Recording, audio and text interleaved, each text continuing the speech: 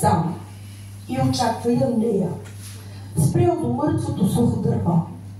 В ръце той държи орхидея, с търсещ поглед и стал сако.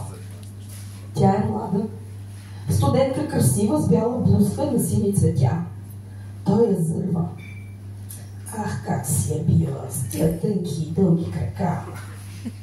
Той е влюбен. Тя влюбено гледа с премрежени си очи. Той я зърва. Тя близичко сяда, вперва поглед край него, страни.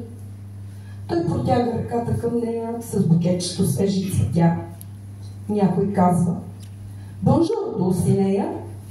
Купидон я пронизва с стрела. Тя се метва в кола чуждестранна. Той е стреснат, съвсем онемял и се сетва. Красива измама на мечтател един